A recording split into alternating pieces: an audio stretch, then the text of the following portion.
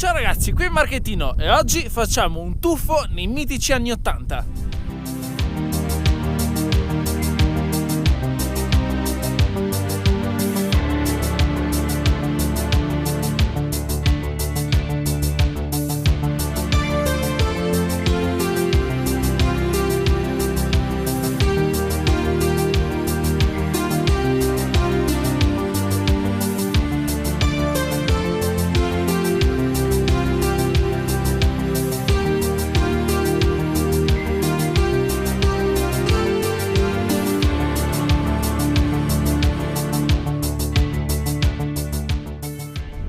Ferrari Testarossa, un nome, un mito. Una macchina che ha affascinato un'intera generazione e questa, insieme alla Countach, ci hanno veramente segnato un'epoca. Negli anni 80 ogni ragazzino aveva appeso al muro della propria parete una di queste. E oggi che bello essere su questa strada a guidare una vera e propria leggenda. Al volante di una Testarossa l'esperienza di guida è a dir poco unica e surreale, partendo dalla posizione di guida, perché si è letteralmente attaccati all'asfalto, ma per essere seduti sul sedile e stare dritti bisogna stare di traverso, perché i pedali sono completamente spostati sulla destra. Io non so con che criterio hanno pensato a fare questa macchina, ma è veramente insolita e unica nel suo genere, a partire dalla linea. Io penso che qui Pininfarina abbia fatto un vero e proprio capolavoro. Questa macchina ha uno stile, ha una personalità così forte e tutt'oggi quando guidi una di queste per strada chiunque si gira per guardarla. Sembra un'astronave. Negli anni 80 io adoro praticamente tutto, la cultura, i film, la musica. E che musica!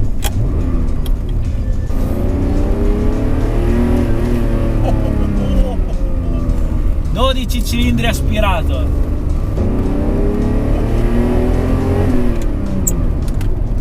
Eccola sopra. Dietro di me ho un 4009 12 cilindri che sviluppa 390 cavalli e 490 Nm di coppia. Questa, essendo un esemplare dell'87, non ha i catalizzatori, il che significa che rispetto alle Testarosse un po' più recenti questa produce qualche cavallo in più e anche l'erogazione un po' più aggressiva.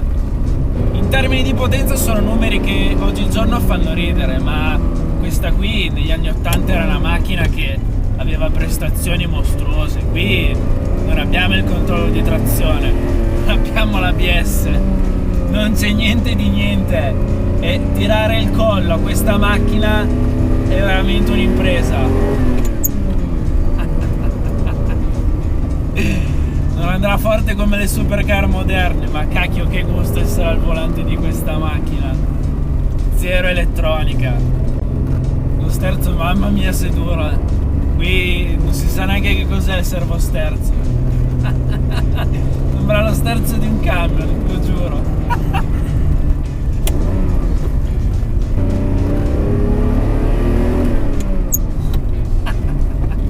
Son metallico che sussegue ad ogni cambiata di marce. Qui abbiamo un cambio manuale a 5 rapporti, le marce sono veramente lunghe,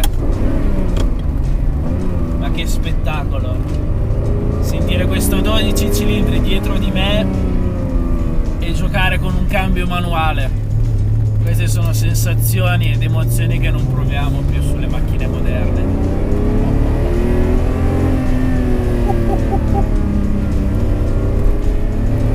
Qui, avendo un cambio ad H, ci ritroviamo la prima in basso a sinistra, quindi magari uno che non è molto pratico deve stare attento perché si rischia di partire con la retromarcia.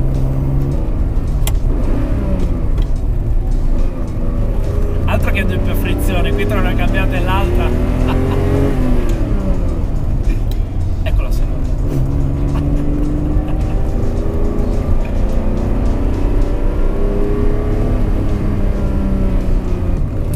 Io ho il sole qui davanti a me. Ovviamente questa macchina ha la letta parasole, ma se la tiro giù, sì, mi copre dal sole. Il problema è che mi copre anche la visuale con la strada. Io non so in quegli anni come le progettavano le macchine, esempio, informazioni come la temperatura dell'acqua, la quantità di benzina rimanente, sono informazioni messe qui nel tunnel centrale. Sono informazioni utili se solo funzionassero, perché dopo praticamente un'ora la temperatura dell'acqua non è salita e mi segna che siamo a secco, il che non è vero, o almeno lo spero. Quelle poche cose che ha la testa rossa non tendono a funzionare molto bene. Abbiamo anche i vetri elettrici, il problema è che scendono pianissimo per tirarli su. Ok. L'altra cosa divertente di questa macchina è il clacson, perché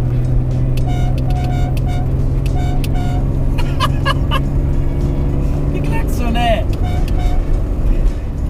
Se vi trovate nel bel mezzo del traffico o dovete insultare qualcuno, nessuno vi può prendere sul serio con questo.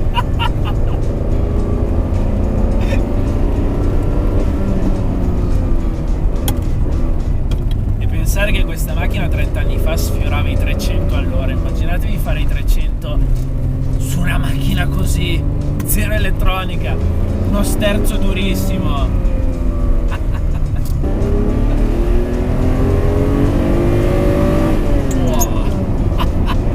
7000 giri, pornografica.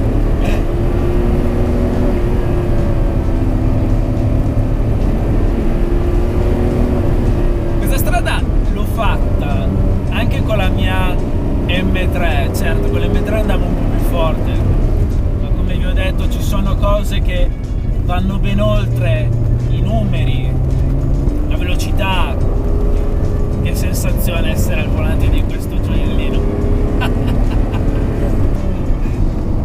Questa testa rossa è una MILF che vuole rispetto, non solo perché qui non c'è elettronica, ma anche perché le parole Ferrari d'epoca e affidabilità sono due parole che insieme non vanno molto d'accordo. C'era un periodo in cui le testa rossa costavano addirittura 40.000 euro. Il problema di queste macchine non è acquistarle, ma mantenerle, perché sono molto delicati, i pezzi di ricambio non sono di facile reperibilità e una grossa spesa da affrontare sulla testa rossa è la sostituzione delle cinghie.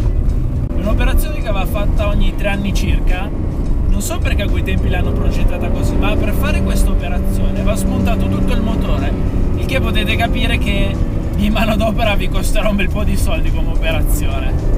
Diciamo che le Ferrari d'epoca hanno molti difetti, ma quando ti siedi al volante e le guidi tutti quei difetti svaniscono, glieli perdoni. E guidare un vecchio 12 cilindri, cambio manuale, in una giornata così bella, il sorriso dice tutto. Dietro di me c'ho una moto che volendo potrebbe sverniciarmi da un momento all'altro, il problema è che quello lì è dietro perché se lo sta godendo bene questo motore. Come assetto devo dire che non è male, la pensavo molto più scomoda, certo, non è una macchina che utilizzerei per andare al bar a fare l'aperitivo, fare lunghi viaggi, perché lo sterzo è durissimo, così come il pedale della frizione, praticamente non c'è bisogno di fare l'abbonamento in palestra con una di queste. Però l'assetto lo trovo particolarmente morbido, sarà anche dovuto dal fatto che questi pneumatici hanno una spalla grossa mentre il cerchio è da appena 16 pollici. Ecco, si è appena... no, è sparita, si era accesa per qualche secondo la spia della riserva della benzina. Infatti che non capisco se la macchina mi stia mentendo o no. Lo scopriremo. Muovendomi qui tra queste curve l'avverto la stazza della macchina, perché è veramente grossa e larga e la visibilità è molto scarsa. Una volta sono salito come passeggero su una testa rossa monospecchio e la visibilità era ridicola. E anche se gli aggiungi un altro specchietto, sì, la visibilità rimane ridicola comunque. E la 180 è spettacolare, ragazzi. Ragazzi, non ho parole. Non ho parole. La Testarossa ha un serbatoio che è gigantesco, ben 115 litri. Però non illudetevi. Andate piano, andate forte, questi 115 litri li bruciate molto in fretta. Infatti, se andate tranquilli, questa macchina fa sui 5 km al litro. Se avete il piede un po' pesante, consuma come un carro armato praticamente. E per una macchina così vecchia e delicata, ovviamente è consigliato mettere la benzina a 100 anni, il che significa che bisogna aprire il mutuo ogni volta che fate il pieno a questa macchina. Che fatica! Questo con la moto dietro non sta facendo nessun sforzo. Io, mamma mia, che fatica sterzare.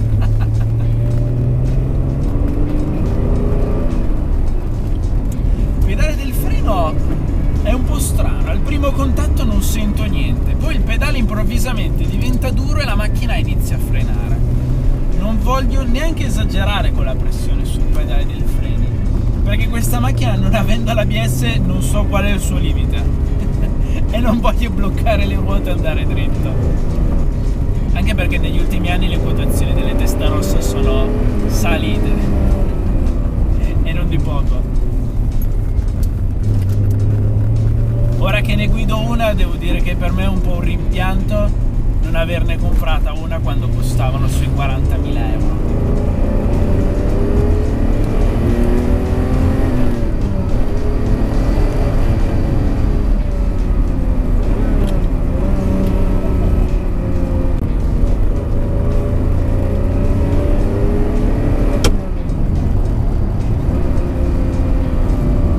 Ragazzi, ho deciso: vendo l'M3, vendo l'Abarth, vendo un Rene e mi compro una Ferrari dentro.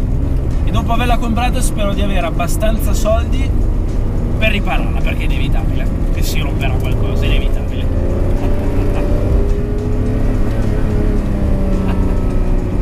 Ragazzi, aprendo qui possiamo trovare la radio.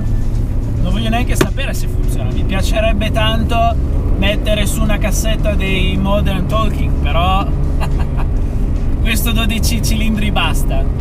L'altra chicca di questa Testarossa è il fatto che qui nella console centrale, proprio sopra il contachilometri, e che c'è il cronometro, che in effetti è molto utile per cronometrarsi da Via della Spiga all'Hotel Cristallo di Cortina. Secondo me la spia della riserva si accenderà solamente quando rimarremo per davvero senza benzina. Considerando che una Ferrari degli anni 80 probabilmente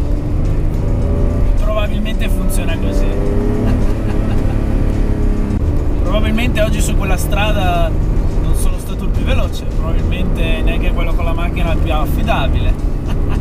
Però cacchio, so goduto. Ed è per questo che io adoro queste macchine vintage, senza elettronica, crude.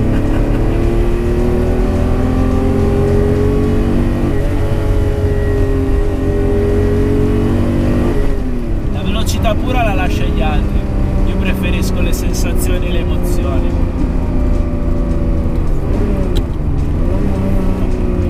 Chiudere questo video col sottofondo di un 12 cilindri aspirato non apprezzo, che dire. Ragazzi, se vi è piaciuto questo video mettete like, iscrivetevi al canale se non l'avete ancora fatto e come sempre grazie per la visione. Ciao!